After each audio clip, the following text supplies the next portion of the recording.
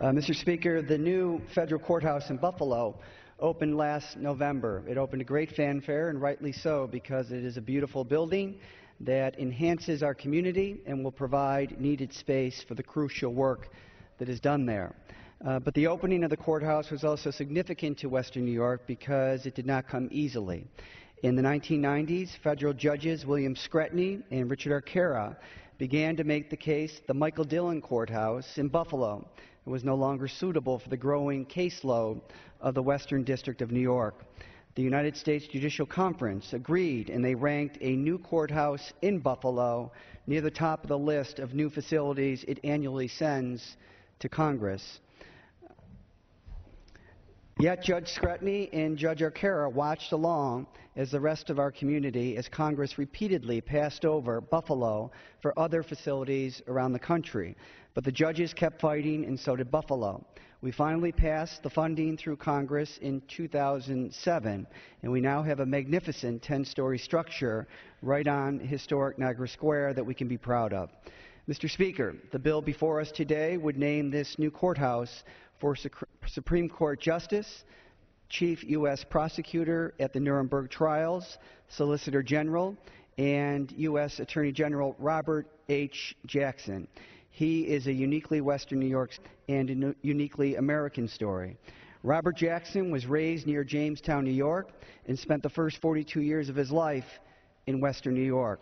For a time, he lived on Johnson Park, now in the shadow of the new courthouse, and practiced law at the historic Ellicott Square building. He would often walk to work from his home, passing the site where the new courthouse now sits. He was a prominent attorney in Buffalo when he was called to Washington by President Franklin Roosevelt.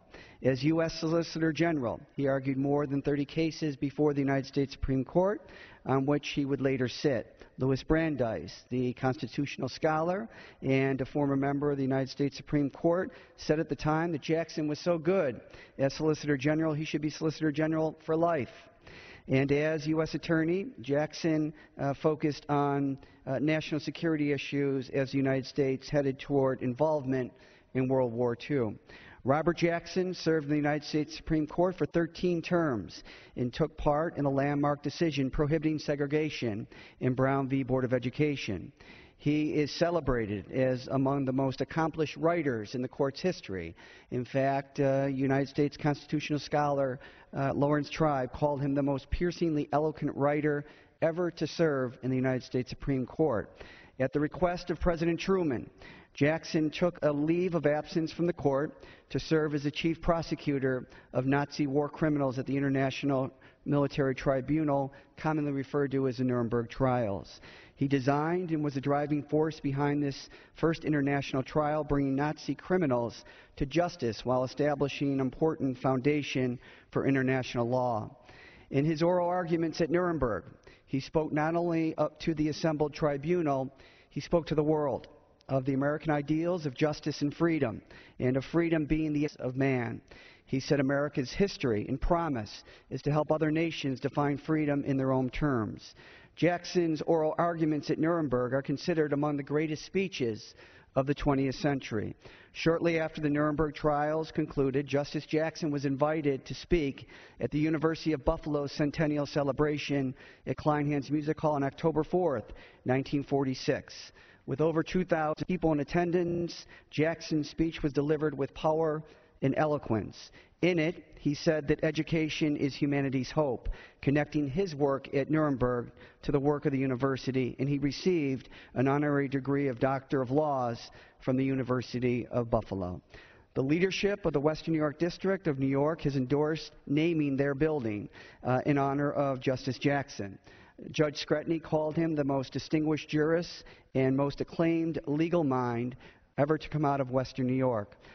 Jackson is the only member of the United States Supreme Court from Western New York, making this honor especially significant.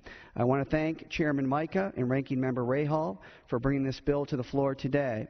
And I would like to thank the Western New York Congressional Delegation, Kathy Hochul, Louise Slaughter, and Tom Reed, and the entire New York delegation, including our two senators, for their bipartisan and unanimous support of this bill. This is a proud day for Western New York, and I urge my colleagues to support this legislation. I yield back the balance of my time. Gentleman yields. The chair recognizes